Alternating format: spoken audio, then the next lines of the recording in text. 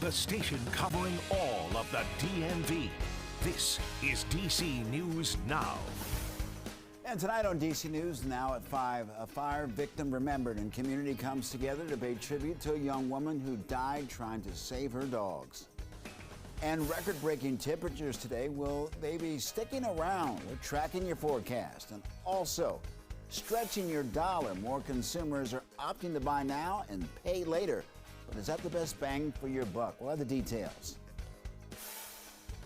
And thank you for joining us for DC News Now at 5. I'm Mark Hall. Taking a look outside tonight, we had a record-breaking temperatures. Is this unseasonably warm weather sticking around? Let's head over to meteorologist Damon Matson with a check on the forecast. And Damon, how much longer are we going to have this warm weather? This summer-like weather, my friend. My goodness, what a day it was out there today. Yeah, you could just soak up that sunshine and just imagine that it was May, because though it felt like it, we're still in February, folks. Look at these high temperatures today. We did officially hit 81 degrees at Reagan Airport today, and that is the official climate site for DC. So there you have it. We did hit the 80s, and that also included much of Northern Virginia. Saw those low 80s. Elsewhere, still a rather warm day for the most part, with temperatures in the middle to upper 70s. Just amazing here, folks. And here you go with those records that were set at all three major climate sites across the DMV. Reagan, the old record was 78. We beat that by 3 degrees. Baltimore, BWI also just barely got above that. Didn't hit 80 degrees, but a new record was set nonetheless. So those old records set back in 1874 broken on today's date. And then Dulles even got to 80 degrees, the old record there set back in 2017. So just an amazingly warm day, and it's all because of this storm system right here that is centered over the Great Lakes. It pushed a warm front just north of us throughout the day today, and that's what helped to bring in that warmer air ahead of this cold front right here that is slowly sweeping off to the east, and it will be dragging in some much cooler air very rapidly after temperatures reached up into the upper 70s and lower 80s today. We'll have a slow decline. It's still going to be very mild, at least over the next few hours, still at 70 degrees by 8 o'clock tonight. But once we get into tonight, especially early tomorrow morning, look at how much those temperatures will have fallen. Lows tonight will be getting back down all the way into the 40s.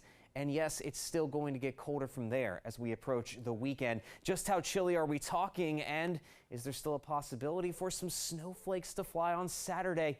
We'll have your full forecast here in just a bit. Thank you, Damon. And happening now, the Montgomery County community is gathering to remember the woman who died in a fire at the Arrive Apartments in Silver Spring over the weekend. Now, people are outside the building to mourn and remember 25-year-old Melanie Diaz. Diaz died while trying to escape with their 2 dogs, Samantha and Ella. Her family tells DC News Now that she was always laughing and wanted to make people smile. We'll have more on the story coming up on DC News Now at 6.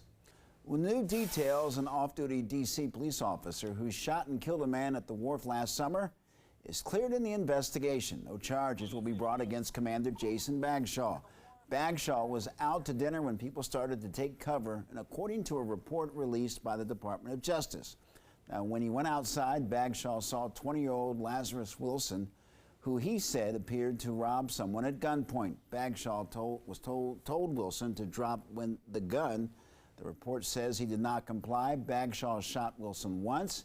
He died at the hospital. The U.S. Attorney's Office for the District of Columbia says there's insufficient evidence to prove the shooting was unjustified. After the deadly shooting, organizations called for more transparency and police accountability. Well, developing now, several broken ATM machines dumped in a creek in northeast D.C. Now police are addressing the questions: how did they get there, and how long have they been there, and why the FBI is involved in the case. DC News Now's Katie Ree spoke with police and breaks down what's been happening.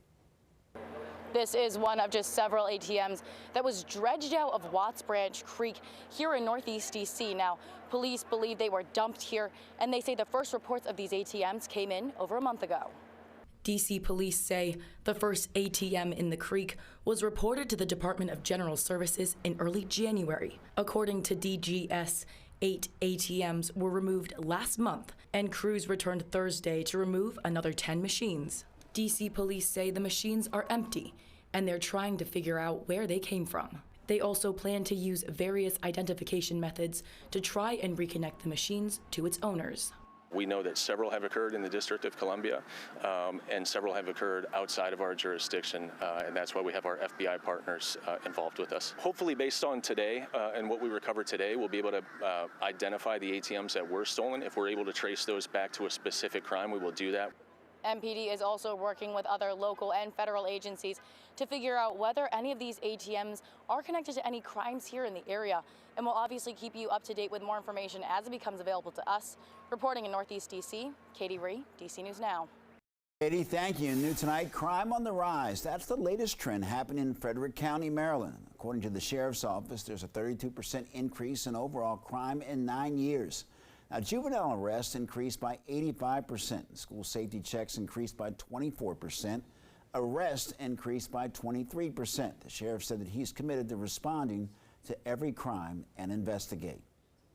Well, police in Fairfax County shot and killed a man near Tyson's Corner Center last night. Investigators say that it all started as a shoplifting call. Police say they responded to a call about a theft here, and when they spotted the person they believed was the suspect, they say the man ran.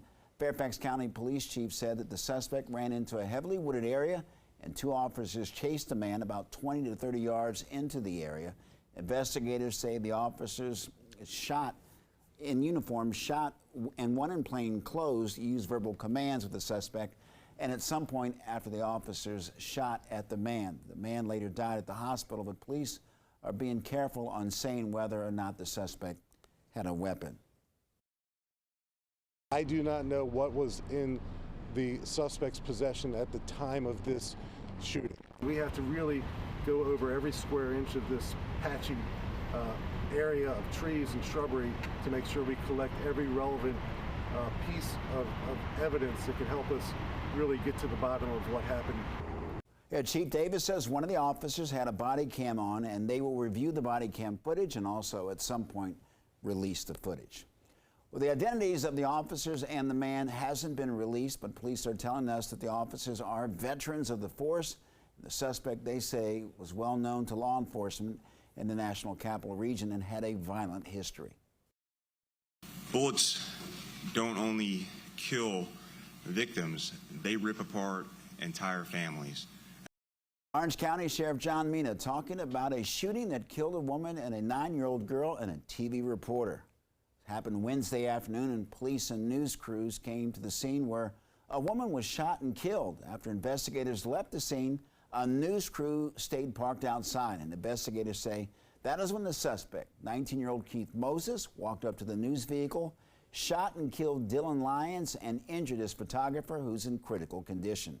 Well, after that, police say that Moses walked into a house and shot and killed a 9-year-old girl. The girl's mother was also injured. Moses is charged with first-degree murder.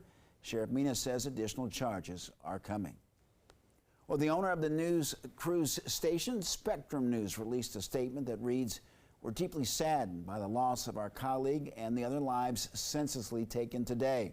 Our thoughts are with our employees, their families, friends, and co-workers during this very difficult time, and we remain hopeful that our other colleague who was injured makes a full recovery."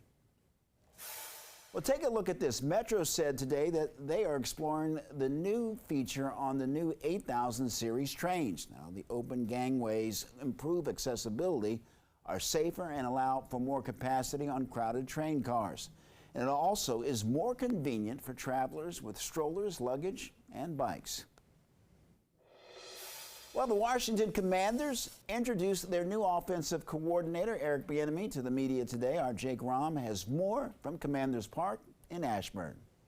A huge hire for the Washington Commanders franchise as Eric Bieniemy officially now the offensive coordinator for Washington. Bieniemy, fresh off a Super Bowl title with the Kansas City Chiefs, looking to bring that success with him to D.C. He's a coach that had a lot of choices to be a coordinator elsewhere in the NFL, but when it came to the decision on why he chose Washington, Bieniemy had this to say.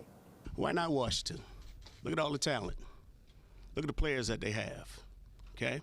Look at the guys that they have on defense. So I'm excited about this opportunity. We're going to play hard. We're going to play fast. We're going to have a sense of urgency and a sense of purpose in everything that we do. I'm embracing this challenge. I'm fired up. I'm excited. I'm excited when it's time to start talking ball with these guys, to start getting to work. But when it's all said and done with, why not Washington? Well, offensive coordinator Eric Bieniemy will have full control of the Commanders' offense moving forward, something he didn't have under head coach Andy Reid in Kansas City. And some of this talent for the Commanders, such as quarterback Sam Howell, wide receiver Terry McLaurin, Curtis Samuel, and running backs Antonio Gibson and Brian Robinson, all of them in attendance today for the introductory press conference of their new offensive coordinator. Reporting in Ashburn, Jake Rom, DC News Now. Thank you, Jake. More Commanders news Thursday as the Washington Post is reporting that Amazon founder Jeff Bezos has now hired an investment firm to evaluate a possible bid of the Commanders. According to the report, Bezos has hired Allen & Company, a New York-based firm, and they are the same firm who handled the sale of the Carolina Panthers in 2018 and the Denver Broncos last year.